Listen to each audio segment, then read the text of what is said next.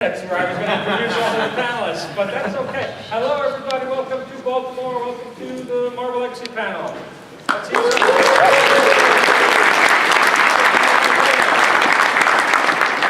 so we are here to share with you a little bit about what's coming up and talk about what we're doing. But ultimately, this, like most of the Marvel panels we do, is really your panel and your time. So it's your opportunity, your chance to speak with us and ask us the things that are on your mind and let us know how you're feeling about things.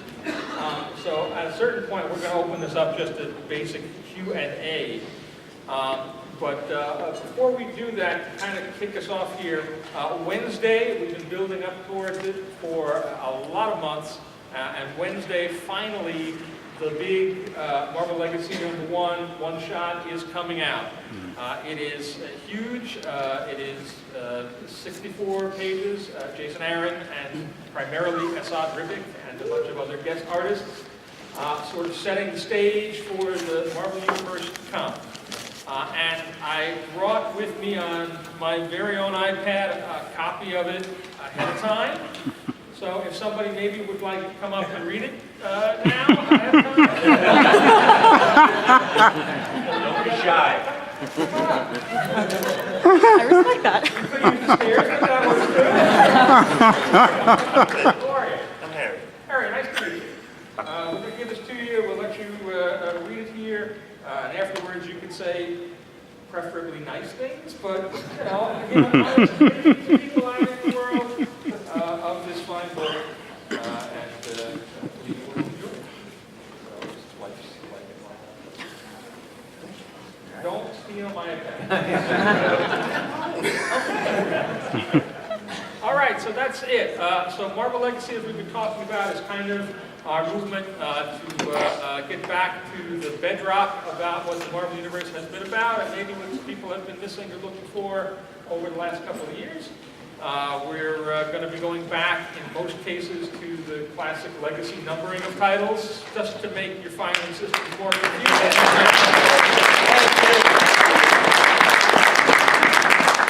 And I think more or less everybody here, Ken, I don't know if you're on a legacy book specifically right now. X-Men is always legacy. All right. But everybody here has got some legacy business going on. So going down the road here, Mark, what can you tell us about Cap and then Avengers Champions? There you go. Well, Captain America, meet Chris Samnee, who is number 695, which is weird because the last one I did was issue 24. So that must be very old. But honestly, I would not have gone back if not for Chris Samnee. But for anybody who's been following his work over the years, from Daredevil to back to Thor, doing stuff, he's phenomenal.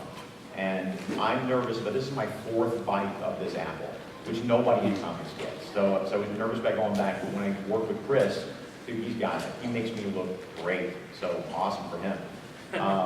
It is, like you said, more of a return to bedrock Marvel stories, the kind of like wild action that Jack Kirby would put him through, big bombastic stories. It's Steve Rogers as Captain America, which we haven't had for about 4 years. Exactly. And he's going to be Roman American. He's trying to get in touch with it. Look, it's easy to say you're Captain America, but if you live in New York all the time, maybe you want to get out of the house a little more. So let's go to this place in Idaho. Let's go to Wisconsin. Let's go and see what's going on in the world. And so we're having fun with that. The one thing I would like to caution everybody, we work way ahead of time, especially on this one. We started, I think, in February on this one. So we were working way before a lot of the more recent political climate stuff is happening.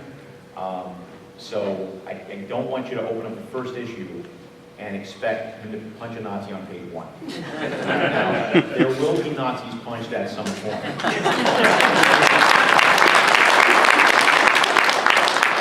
That's kind of his thing. But just, bear with me for a couple issues. We'll get there, I promise. And there's Nazi-like people in the first issue. There's Nazi-ish. Yes. Okay. Nazi-esque. Nazi-esque. Avengers Champions.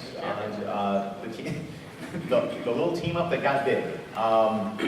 We talked about this for a while. We set the seeds early. The kids in Champions, half the team are former Avengers. who peeled off, not because they think the Avengers are jerks, but just because the Avengers tend to deal with big world-scale problems. And they don't get a chance to deal with man-on-the-street problems or real social issues. That's not what the Avengers get a chance to do. So the Champions really wanted to take on real-world problems. What do we do about, what can we do about racism? We can't fix it, but what can we as superheroes do to help ordinary people face this problem? What do we do about, some of the other horrible things that are happening in the world? So that's been where we've been going. But we also talked about them joining back up at some point. Now they've been separate teams for a while. What have they learned, and how are they going to come together, and are they going to butt heads? There's a little butting of heads that happens, yes. So it's a 6-part crossover that comes out in October? Yeah. October. It's a 6-part crossover that was a 4-part crossover until Tom said in a meeting, well, we're going to do the 6-part crossover, and my monocle popped out. And we don't have enough story for it, but we worked on it. Now we do. I think we actually have enough story for 8 issues now, but we're limited to 6. So I think you're going to enjoy it. All right, so Charles? That's it.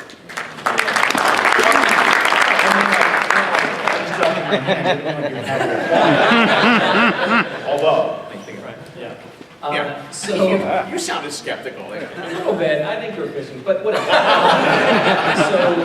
So I am writing 4 books for Marvel right now. 4 books that I still can't believe when I think of what these books are. 2 of them are Star Wars books, so they're not Marvel X. They'll get them out of the way first. Poe Dameron, which is the sexy pilot, is super sexy and great. The other one is the Darth Vader book that I've been writing for a little while, which I've been so happy and excited. They're very kind, and it's been really fun. So those are Star Wars, which are cool, but we're talking about Marvel Legacy, right? Yeah. So the 2 books that I'm doing that sort of relate to Marvel Legacy are our first Astonishing X-Men, which we have 3 issues out so far. I'm basically doing sort of a 12-issue maxi series with it. We'll see what happens afterwards, but this is the story I'm telling. It's 12 issues.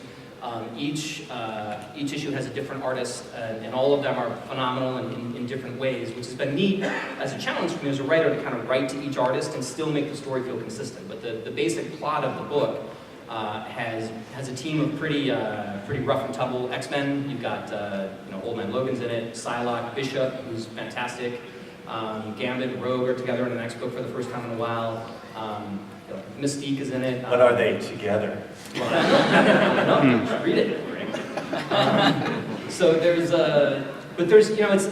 it's a book that uses a lot of the awesome kind of soap opera history between these characters. Like, Mystique is sort of Rogue's mom, depending on who you ask. Gambit and Rogue obviously had lots of big romantic relationships. Old Man Logan killed all of them at one point. So there's a lot of drama in this cast. And what's happening is they've all been sent to the astral plane, which is this realm where sort of like anything you imagine or feel becomes real.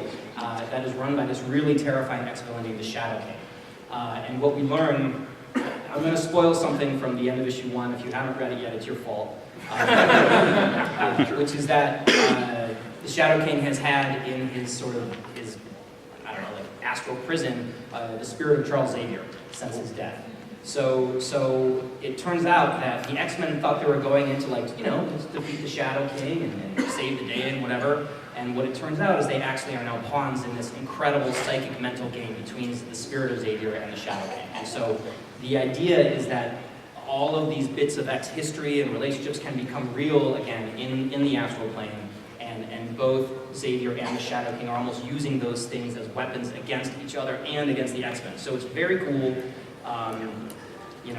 It's one of these books that you've seen the show Legion, the TV show, which was great. I love that show. And so this is not the same, but it has that kind of dense storytelling where a lot's happening and there's a lot of signifiers, and a lot of meaning, and a lot of puzzle stuff to figure out. So I'm having a blast with it. Jim Chung drew the first one, then we had Mike Deodato, Ed McGuinness, who's here today, drew issue 3. Carlos Pacheco's on issue 4, Ramon Rosales is 5. I hope I'm not spoiling. I think these are all solicited. Yeah, I think so. And then issue 6 is Mike Del Mundo, who I'm very, very excited to be working with. He's a person whose art I've loved for years. I've never had a chance to work with. And then after that's Ramon Perez, which is another, it's just this incredible murderers rogue. So it's just a blast. So that's Astonishing X-Men. If you like X-Men, we all like X-Men, you have to read it. Now the next thing, which is almost more of a legacy book, and I'm sitting next to part of its legacy right now, is Daredevil. Tell me more. Yeah. So Daredevil will come back to its legacy number with number 595 in just a few issues. Issue 26 is the last issue that it stands. Issue 27 is in, I think, next week or the week after. Then 28, and then we hit 595. So what's happening in the book is a lot of the stuff that previous writers have established on the character, previous writers such as Mark Waid himself. I've just undone all of it. It's all gone. I gave, but in particular, I gave Matt a secret identity back, and I brought him back to New York City, which were things that were just, I think every Daredevil writer needs to write the version that they want to write, right? Exactly, yeah. And for me, it was important, in particular, that he be able to practice in New York as an attorney, because I practice in New York as an attorney, and I wanted to write a lawyer Daredevil. So I didn't think you could have, I know you can't have people knowing Matt Murdock is Daredevil practicing law, so I needed to fix that. Not fix it. We'll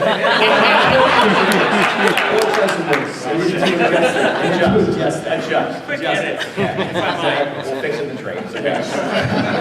So that's one of the things that's happened. He's been working in the DA's office as a prosecutor, which has been really fun. And one of the reasons I wanted to put him in the prosecutor's office is so that he could do something else that I really wanted to write as a lawyer Daredevil writer, which was to get Matt embroiled in a huge court case, which was the arc that just finished called Supreme, that involved Matt arguing in front of the Supreme Court, which has been super fun. That wrapped up with issue 25. People really seemed to dig it, which was cool. At one point, he fights Ruth Bader Ginsburg, which was pretty cool. It's a dream come true for any comic book writer, or something like that. And he, again, this is a spoiler if you haven't read it, I blame you. He wins. He wins the Supreme Court. He wins a law that, or basically puts in place a new policy that allows superheroes to testify in court without giving up taking their masks off, without giving their secret identities up. And what that does is it allows a guy like Spider-Man, who is able to be hanging outside criminals' windows, or a guy like Daredevil who has super senses who can hear people, they can gather evidence in a way. They don't just have to tie up criminals and leave them for the cops to try and figure out a way to prosecute them. They can actually be part of the process. And so it's a big deal for Matt. It's something he's wanted to do for a long time. But the criminals of the city are not thrilled about it, because this is a big problem for them. So we get into the legacy story, which is called Mayor Fisk.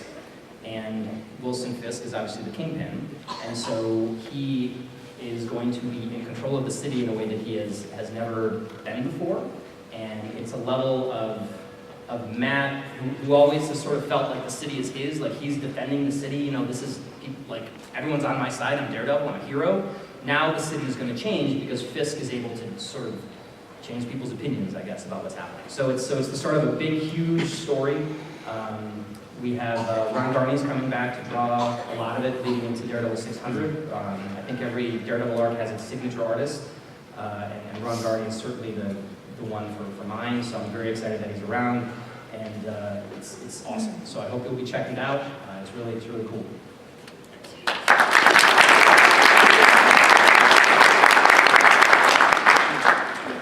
Hey, yeah, thank you. My name is Greg Pak. I write Incredible Hulk, well, Totally Awesome Hulk, which is becoming Incredible Hulk, and I write Weapon X. So the Totally Awesome Hulk book, the last issue of that was issue 23, which I think just came out Wednesday, is that right? Or a couple of days, maybe last week. The legacy story for Hulk is the return to Planet Hulk. Which I'm pretty psyched about, because I was the guy who wrote the original Planet Hulk story, and I love that world. We did all this world building. We created a whole planet with multiple cultures and societies and religions and a whole ecology and history and we tore it all up. The Hulk had a huge adventure there, and now I'm getting another chance to go back and play in that sandbox. I love it also because we're sending a different Hulk this time. Amadeus is going to Planet Hulk, to Planet Sakaar. It's kind of a great culmination of a lot of the things we've been playing around with Amadeus. Amadeus started off being the Amadeus Cho, 19-year-old super genius, cocky, little jerk, lovable jerk who runs around the Marvel Universe driving everybody crazy.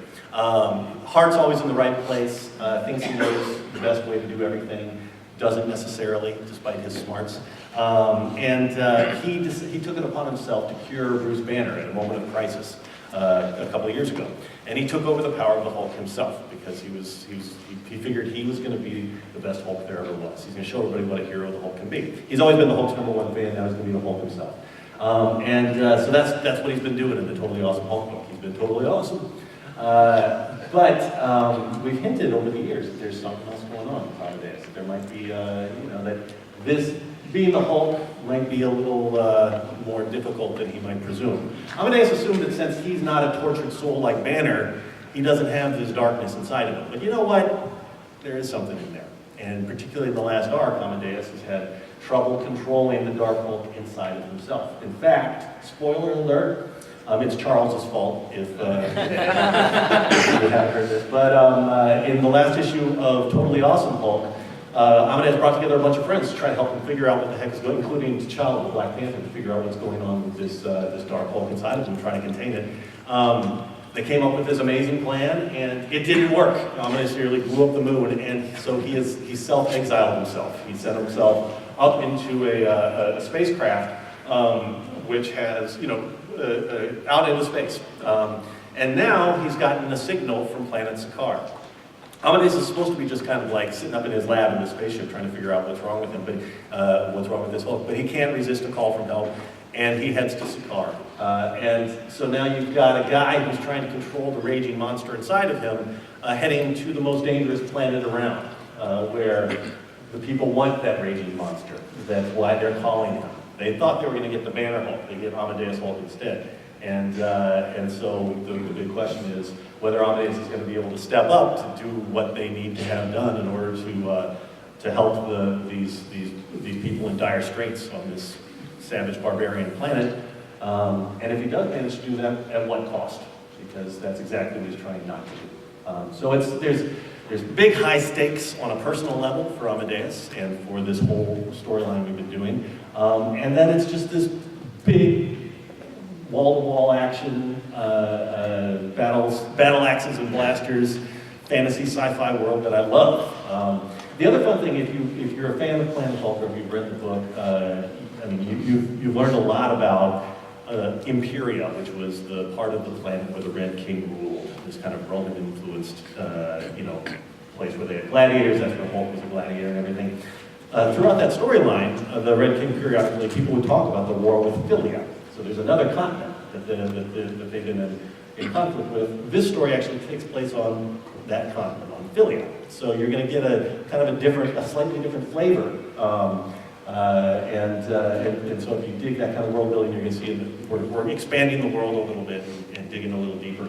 But it's good, fun stuff. We got a lot of the things that you love about Planet Hulk are going to reverberate through this. But it's a new story with new characters with new ramifications for them, and it matters, in terms of the lives of all the characters. So I hope you come on board. Greg Land is drawing. Frank Darmada is doing the colors. It's gorgeous. I think you're going to get a big kick out of it.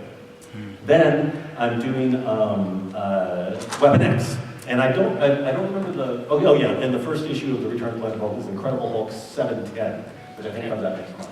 I don't remember the legacy number for Weapon X. I don't remember it. But it's Weapon X. Just get the next Weapon X issue. With that, I'm teaming up with artist Yildiz Sinar, who is amazing. How many people here are fans of Daredevil Born Again? Frank Miller, David Mazzucchelli. There we go. Okay. All right. There's a classic character. I read that. That was one of the books that drew me back into comics when I was in college, and I lost my mind when I read that. And I particularly love the character Nuke. There's a classic character Nuke, this patriotic, this maniac patriotic superhero or super soldier. Who pops these different pills. Like his big catchphrase is, "Give me a red." He pops this red pill and he gets all pumped up and he goes in on these terrifying missions. And then there's also white and blue pills. Red, white, blue. Get it? He's got an American flag tattooed on his face. It's terrifying. He's an amazing character. So this new Weapon X storyline plays with that nuke legacy, and it's just a huge amount of fun to dig into that. I don't want to spoil too much, but I will say that our Weapon X team, made up of Logan, Domino, Warpath, Lady Deathstrike, and Sabretooth. So we've got this kind of interesting mix of heroes and villains who are together in this team. And Logan, old man Logan, is he's kind of in the middle of these guys, and he's got people like Lady Deathstrike and Sabretooth who are pretty much straight up villains who kind of vacillate from time to time. They might team up with you from time to time, but you can't really, what the heck, how do you he has to maintain the team with these maniacs on it, so he has to kind of find targets that are dangerous enough to everybody for everybody on this team to hang together. They're going to go up against, they're going to go to Santa Marco. Anybody, trivia question, who remembers Santa Marco? That's where Bane comes There we go, what's that? Exactly. Way back in X-Men number 4, it was one of the, it was Magneto. Good pull, sir. What's that? That's a good pull. Well done. So it's, I've used Santa Marco a number of times over the years. It's the place that Magneto and the Brotherhood of Evil Mutants first took over way back in 1965, 64, 65, right?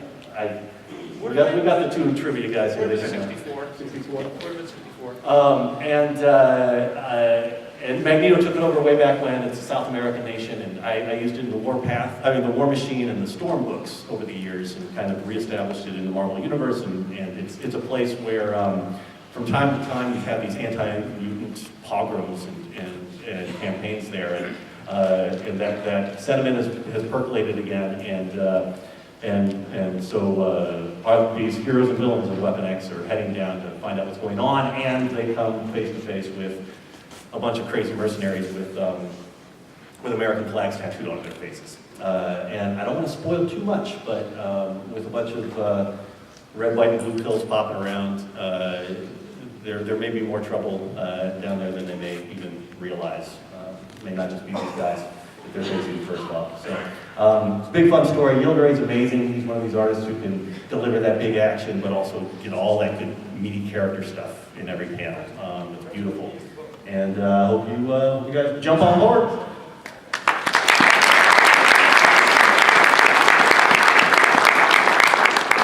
Yeah, go ahead. Please. Hello. Hi. My name is Ken Lashley, and I'm the artist currently on X-Men Gold. X-Men Gold has been one of those things that I was born to do. You know, everyone else, you get jobs, you get these jobs in your careers, and you do all these different things, and you're happy to draw work and different things. But when I got the call on X-Men Gold, I'm not going to lie to you, pretend I'm not, you guys are not here, I cried a little bit, I ain't gonna lie to you. Because it was one of those things, my favorite character is Colossus. Colossus in it, Kitty prides in it, Nightcrawler's in it. I mean, it's the holy grail of what, most artists of my generation would love to do. I'm a huge John Byrne fan, it's like coming home. So getting a chance to work on that title is an amazing opportunity for me. I've done a lot of work, a lot of different places, but there's nothing like drawing X-Men. And even when they're giving me, here's the script and here's the reference, I go, don't send me reference. I don't need reference on that. I have all this stuff at home. I'm telling you, this is well, there's a better shot on this page in this issue. Like I'm telling you, I am the guy for this job. I love to do it. And even now, drawing Colossus' changes, a little bit of his power, and some fun stuff coming. But it is one of those classic things when you get a chance to draw in your lifetime. Like sometimes you get a chance to draw stuff, and you go, oh, that's cool. But there's sometimes you wake up in the morning and you're excited to do what you got to do. And I love drawing X-Men. That's why X-Men Gold, even when I draw the covers, and they tap me now as the cover artist for the series, I love drawing those covers. It is the greatest opportunity. I'm kind of nerding out a little bit, I gotta admit it. There's a few things I wanted to do as a kid. I loved G-Force, Gatchaman cartoon as a kid. I love Star Wars. And I love X-Men. And last year I got a chance to redesign the Gatchaman cartoon. I'm working on that, and I'm working on some Lucasfilm stuff all the time when I'm drawing X-Men. I'm done with this business, I'm finished with it. I just wanted to tell you that's really, I know legacy stuff I'm not really working on, but X-Men is always legacy, you know what I mean? It's always, sure. But I'm excited about it, so I'm not going to talk anymore about it. I want to answer some of your questions. Yes? Before we do, I've been to the show for 1,000 years. I love the show. One of my favorite things I've ever seen at the show. Then there's this kid in the back in a Nightwing t-shirt whose face lights up with some of the stuff we talk about, especially the X-Men stuff. You're just exploding. You can see it. You're so excited. And you're our audience. I mean, that's awesome. That's what it's about. That's what we're all going to do.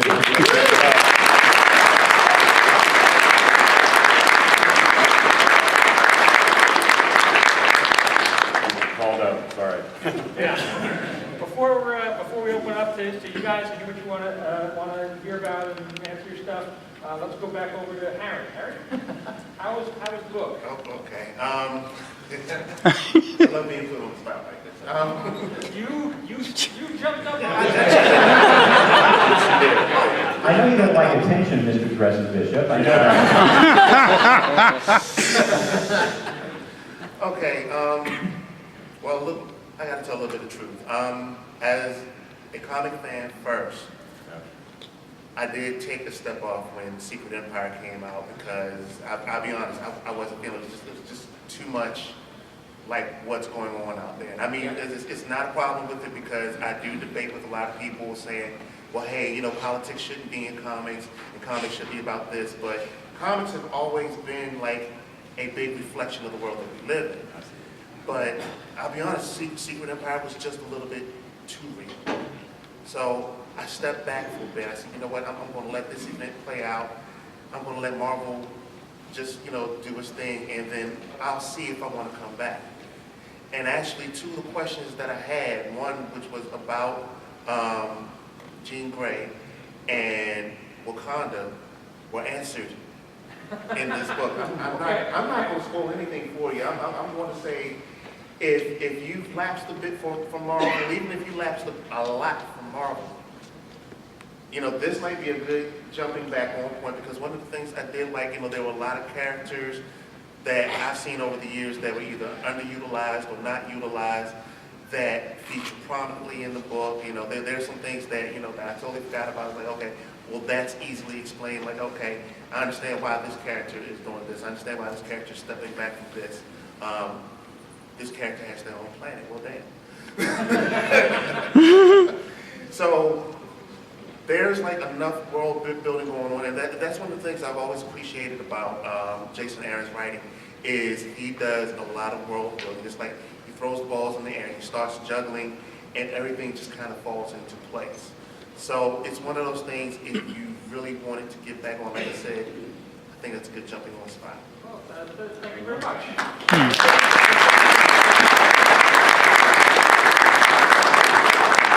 I have small feet. I want to get a selfie with you guys again because no one would ever believe me. Nice. And you know, we're only about halfway through the panel. Does somebody else want to come read this comic? Yes, You gotta be bold and run up. Yeah, the one with the mask. Yeah. All right.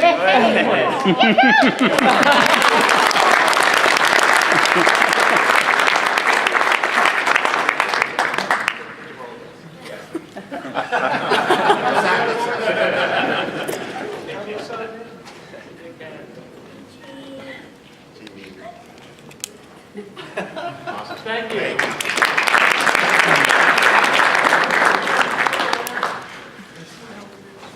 Thank you, guys. Thank you.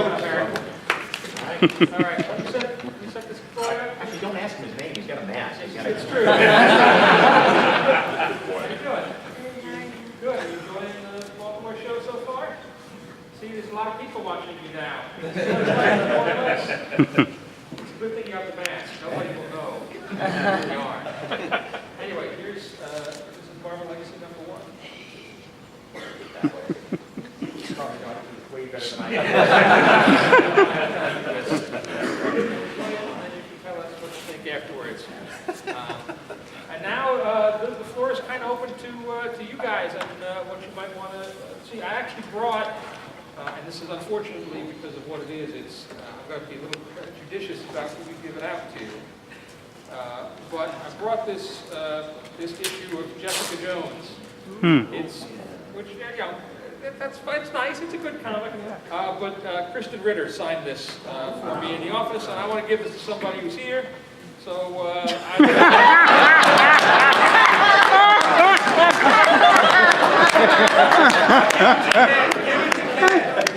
I think probably that woman over there has the leg in on this. Oh, yeah.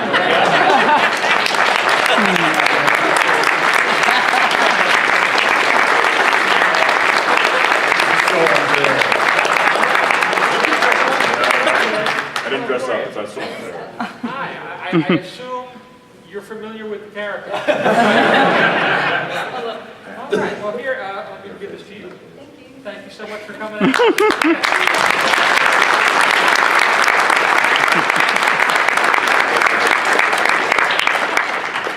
All right, so what can we tell you?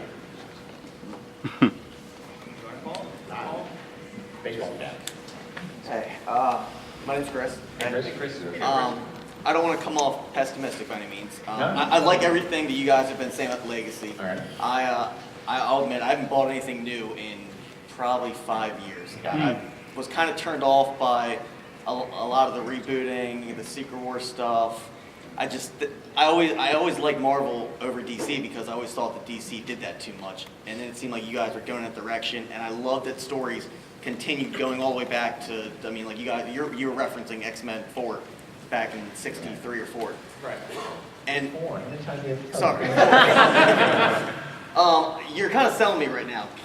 Can you continue with what you're saying about so are you forgetting the last couple of years, or you're not? Okay. Can you kind of explain more? The Marvels Legacy? always had a strong continuity, glitches every once in a while, but that's what makes Marvel Marvel. It's from 1961 on.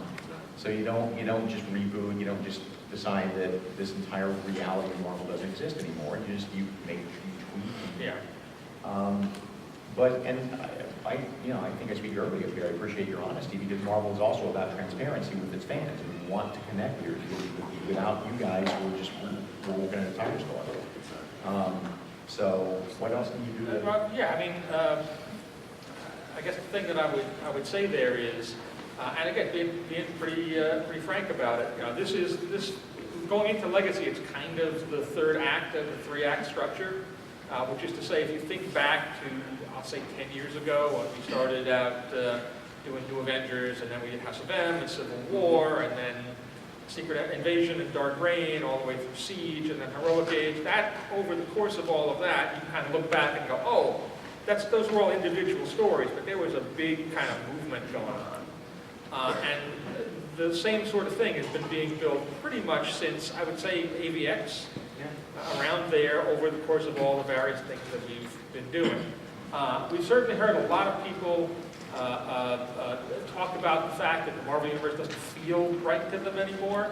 And honestly, even before that, maybe 3 months before that, I'll say, like, we started looking around ourselves and kind of going, hey, wait a minute. While we individually got excited about a lot of these individual stories, the story Jason is telling in Thor, or the story that Nick Spencer was telling in Captain America, or what it may be, when you put them all together in aggregate, we kind of felt the same way. And so that's kind of, the jumping off point for going into Marvel Legacy. It's not about just like putting everything back the way it was, because we're going to use and continue to use all of the new characters and ideas and stories that we've been building over the last couple of years. But it is kind of like refocusing ourselves back on the bedrock and the classic stories and the classic elements that people remember and respond to about the Marvel Universe that we all know and love.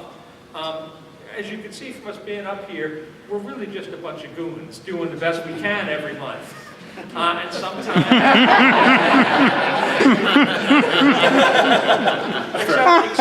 except Ken. I was on the fence with you, Ken, but then you started saying, don't send me reference, I've got all the comics. Yeah, I know. I did out myself yesterday. And so it's not like we don't get it wrong sometimes, or don't, get so excited about a certain thing that we overcorrect in a certain direction. So really, Marvel Legacy is, again, kind of getting back to, or trying to get back to, those classic elements of Marvel. We sat down, and every creator and every editorial office was kind of, told what we want is, we want every story to be an event. So, we talk about events just being these big crossovers and such, and that's not really how Marvel worked back in the day. Like when you think about classic Marvel, whether it was the death of Phoenix or the Elektra story in Daredevil, or what have you, those tended to be stories that were in individual titles, but that take on that classic stature because they were just that good and just that seminal. And so we kind of challenged everybody. One, give us an event in every story, and two, give us a story that kind of cuts back to the core of what makes that character or property or thing the thing. Along with that, certainly we've got any number of sort of absent mainstay Marvel faces showing up again after an absence of some time. And some of that's coincidental, and some of that's now, okay, we knew we were coming to this, so we kind of lined things up in a certain way.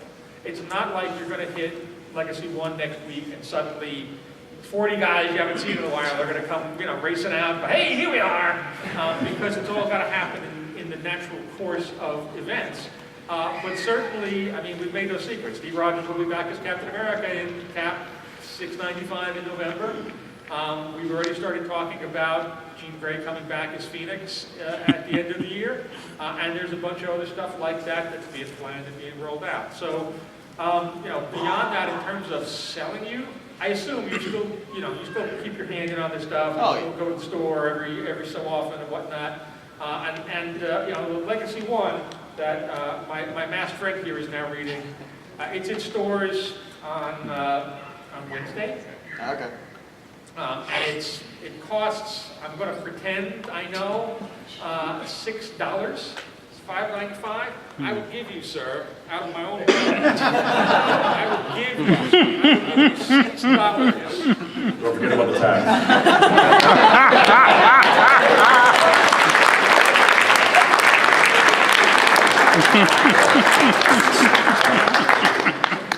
No, I'm not giving it the tax.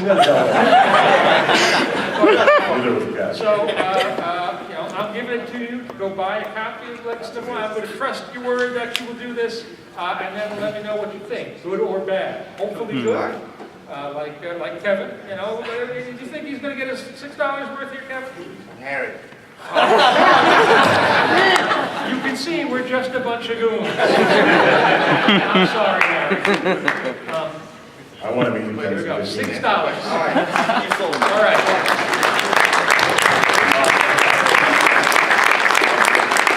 Who else wants money from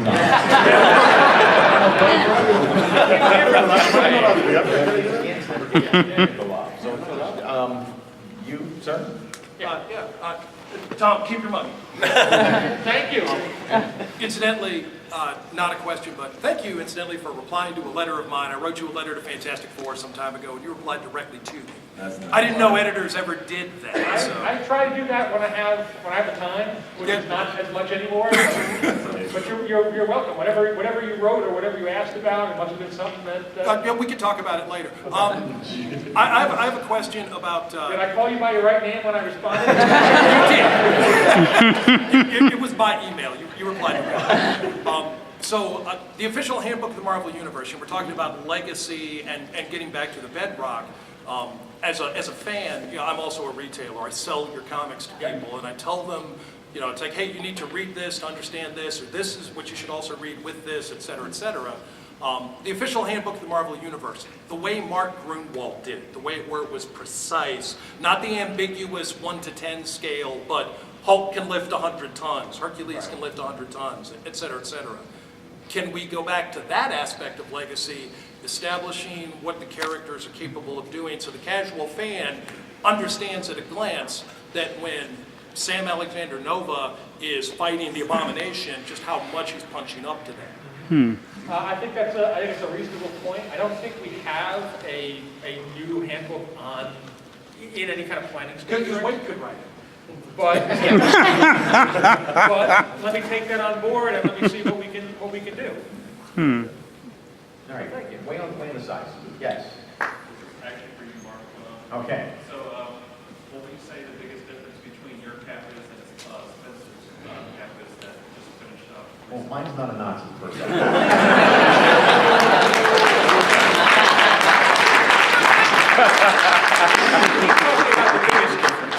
The biggest difference. I don't know. I mean, he's just a little more introspective, not dull. you'll always see action, but I don't, you say that, I don't know, I open my mouth and a feather comes out. I don't know how to answer that. Because he's awesome. Well, on the one hand, they're no different because it's the same character. On the other hand, they're completely different, partly because Cap has been through all of those stories that we've just seen and growing and change and is kind of moving into a world that views him in a slightly different light. And partly because different writers bring different things to the characters that they write. Mark over the years has written a couple of seminal Captain America runs, which are probably on sale in book form downstairs. If you have not partaken of them in the past. And if you have, you can probably get a kind of a good sense as to what kind of Captain America Mark is going to do. The same thing is true if you just read Mark and Chris Samney's Daredevil or Black Widow. It's not going to be the same book as those, but it's going to be very much of a piece with those. I think flexibility-wise, yeah. Also, he's red, black, and brown. I don't know. How about over here? Anybody on the far reaches over there? You guys don't care. You're waiting for the next panel. We've got you before. Let's get. Oh. That's okay. You so. I got a question for the Zelbing now.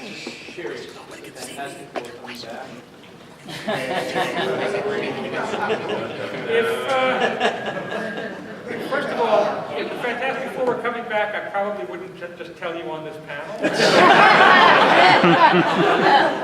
What I will say is that in December, we're putting out Marvel 2-in-1, and that's 2 with a number 2 rather than 2 as in TWO, which I keep telling people, even though they keep insisting on spelling it the other way and driving me crazy. And that's written by Chip Zdarsky and drawn by Jimmy Chung, and that's the Thing and the Torch together as a 2-for-buddy book as they kind of go in search of the other members of the Fantastic Four and the rest of their missing family, and it's great. That first issue is so much fun and so good. And if you're looking for the Fantastic Four, and if you want the Fantastic Four back, it's probably not the worst comic to be checking out when it comes out in December. Thank you. Frank, we're moving back. I got a question directed towards Dragon Ball. You work on Billy Austin Ball, and this other book I was going to reference was the Civil War II Secret Wars, number 5. So obviously in the last couple of weeks, Billy Austin Ball was the version of Private Beach. Civil War II Secret Wars 5, we saw a character that looked exactly like Weapon H. The Gray Hawk with The red eyes. I call him the Night Hulk in the story, yeah. Is it the same character? Did you base him on that, or is that indeed Weapon H just figured that pure road? I like that hand movement. Yeah, Do sure. it again. It's, if it makes you happier to have them be the same person, then absolutely. I think Greg and I are tight. We read each other's work. We like each other's stuff, and so it's possible. It's also impossible. So yeah. Is it more probable or improbable? Which answer will make more books get bought by? I don't know. I just know that Charles' book came out first, yours came out second. It's totally copied. We know. Anyway, glad you're reading it all though, man. That's great. Watch for the first issue of The Improbable Hulk.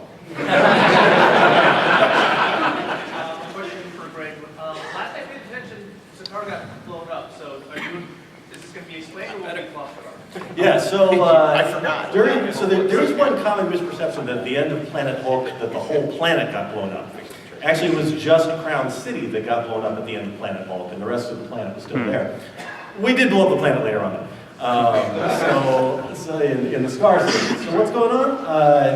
All may be revealed in the fullness of time. There could be some mysterious happenstance occurring in the vicinity of the Sakaar sector of the universe that could reveal itself over the course of time. Just answer the question. There was also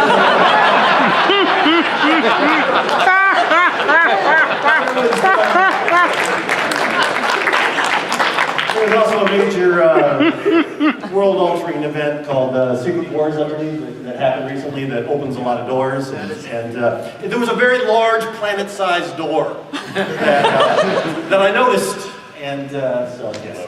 know, I will say Secret Wars is the gift that keeps on giving as far as these panels, because the way that book ended allows us to just say, well, you know, Secret Wars did it. Anything that happened before that we want to adjust or change now, well, you know, Secret Wars. Great. Great. Yes, sir. So thinking about legacy and the notion of returning to some of these characters, is there a point in your mind where there will have to be a permanent shift? And I think like we're 70 years out or so from 2099. So folks at that panel for Marvel, will they be talking about, well, Steve's back, you know, or will there we finally have to make a permanent transition? Dude, I'm one staircase away from a stroke, so I'm not going to do that. But what do you think? I think, you know, I think the notion of, you know, you're kind of asking either do we need to, you know, give the baton of the characters to other characters, or do we need to, you know, with a bunch of these characters, you know, both ours and, you know, DC's, they've been around for 75 years, and they're still effectively the same character. They've been changed, and they've grown, and they've had additional adventures, and different things have been attached to them, and there's stuff that people love about them, and that resonates with people just as well today as they did in 1938, 1939, 1940, 1941. Yeah, I know, I things out,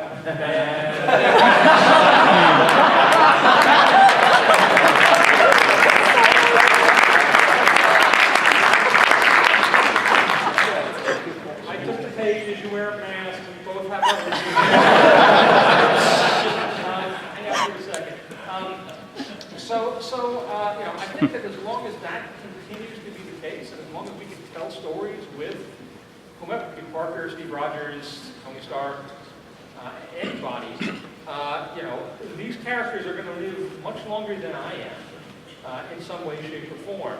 And because it's all fiction, because we can all kind of control and stretch and squelch the amount of time that's going by, we don't even really see a need to do any kind of sweeping, like, oh, we got to reboot the universe, we got to get rid of stuff, we got to change it all. It's exciting in the moment, but you go back to the question of like the issue numbers.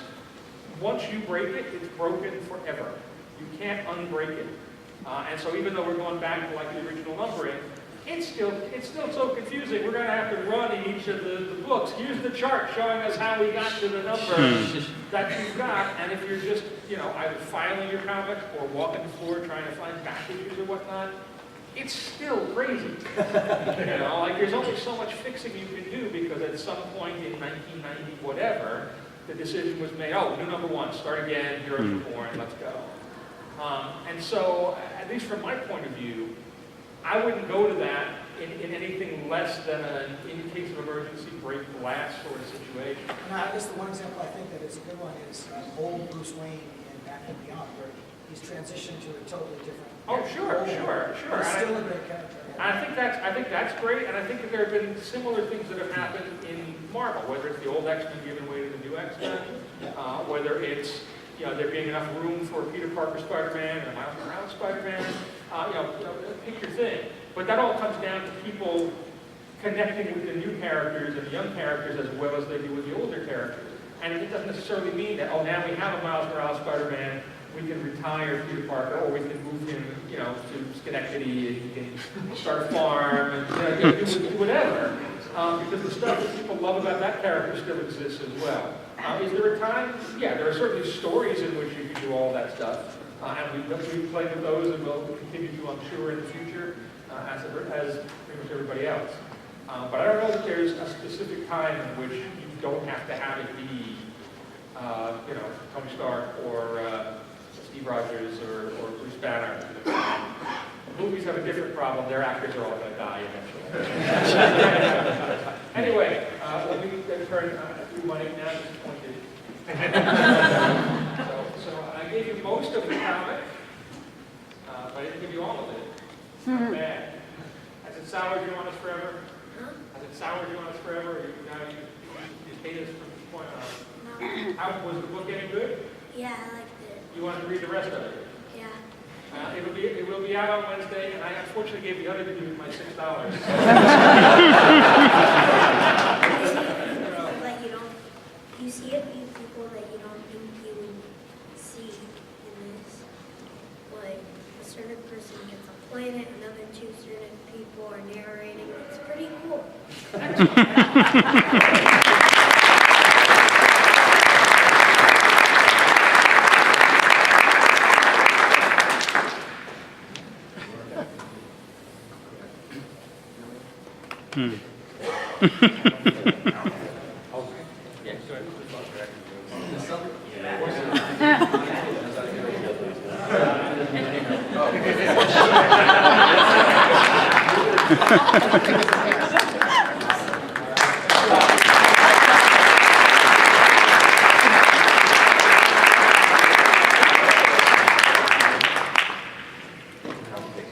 I got one question.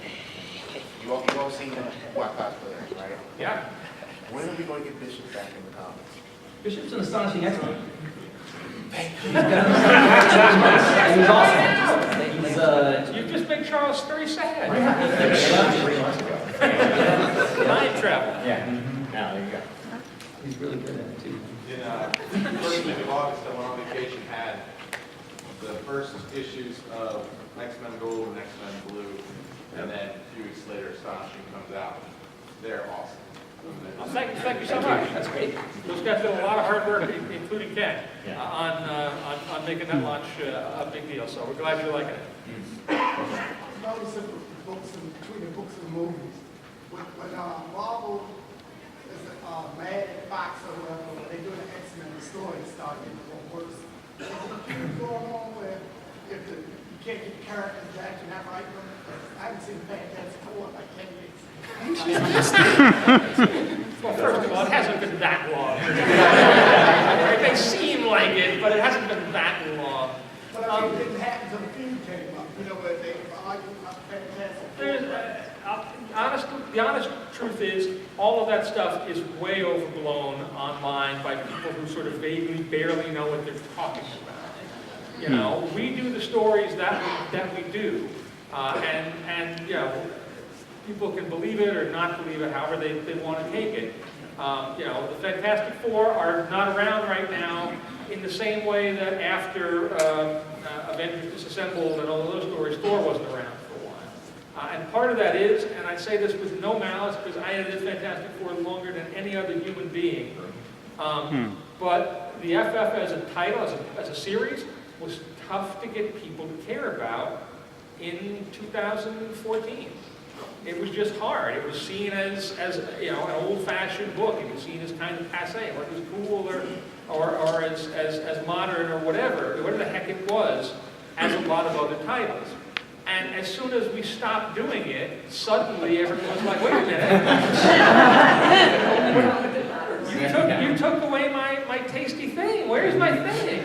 And so, you know, to some degree, that's the evil plan. You know, look, we know people love this stuff and love these characters, and sometimes there are times when, honestly, the best thing we can do is sort of put them off to the side for a while and let the fever for them grow again, so we can bring them back better than ever. Certainly, when Thor came back, you know, that was a big deal book, and that was a pretty excellent run with JMS and Olivier Coipel, and pretty much everything that Thor's been since then kind of comes from that moment. I think it helps if you think about Fantastic Four that way. And X-Men, yeah, I don't know how many times we can say, how many X-Men comics are we putting out every month? There's a whole chunk of the catalog. We just heard that X-Men Blue and Gold are really good. You know, this is the first thing. He did say that. I don't know what's in that book, Chris. Yeah. 15 seconds. Yeah. The strategy of taking characters off the board and letting them sort of percolate so that people want them goes back to the very first days of Marvel. Everybody forgets the Hulk lasted 6 issues and they canceled it. They know what to do. And so the Hulk became a supporting character here and there, a little sporadically for a few years until fans, like more and more fans wrote and said we want the Hulk. So that's built in the DNA of Marvel. Well, I mean, you did that like with Wolverine. It was oversaturated. You took him out, man, and then you made 15 different Wolverines.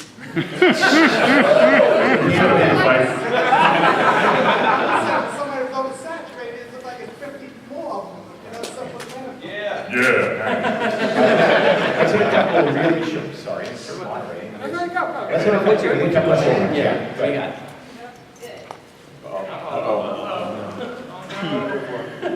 You fall into the trap. What would you say to a budding comic book artist to get their foot in the door? Should answer that. This is in terms of being an artist. First of all, I would say, draw, make pages. Make stories, do your own stories. I would say, too, then, put them up online. The digital world makes it so easy. No matter where you are in the world, right now, potentially, you could get a break to be drawing for the majors because your work could be seen. It used to be the only way to get an editor to see what you do is to come to a place like this and get a portfolio review or send copies in blankly, to an office that you have no idea. Now anybody can build an audience just by putting their work out there, but you got to kind of do the work. So that's kind of what I would say is make comics, not even just Marvel comics, make comics, put them out there for people to see. Put them on DeviantArt, put them on Tumblr, put them on Instagram, put them wherever. And if your work is good, people will start to notice it. And if people start to notice it, then the phone or the email box will begin to ring or ding. And eventually that becomes something that you start to get real offers from. Most of the people we find, these days, we find not even so much at places like this, we find them out in the world, we find them online. One small practical thing I'd throw in there too is really work on sequentials. Sequential illustration? Yeah, like panel by panel storytelling. We've all seen a lot of amazing splash pages that people do, cover art, and that's great. But what makes a comics artist, and what makes a comics artist great is the ability to tell a story panel by panel, in a compelling, clear, and interesting way, and to deliver both character and action through those panels. So constantly improving sequential storytelling, is I think absolutely key.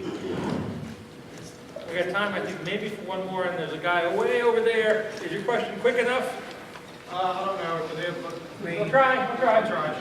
The main thing, just you're saying with legacy, trying to get back to the bedrock. I'm just wondering because we got too much time in my mind to think about stuff. Sure.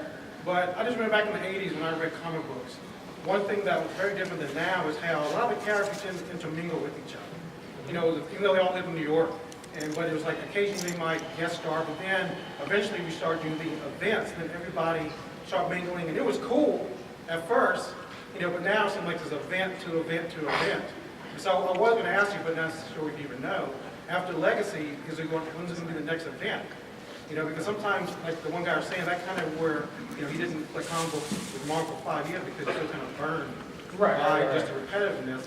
And I know with our society now, with technology and everything, we all are more connected. And maybe with comic books, that's how it is with the characters. Because realistically, all characters know each other. And I'm just wondering, the question is, do you think because of the connectivity and now everybody knows each other, everybody, sees each other after every other event, did that somehow kind of downgrade or somewhat restore some of the mystery that characters have with each other, and just even the mystery with us reading the comic books and wanting to know more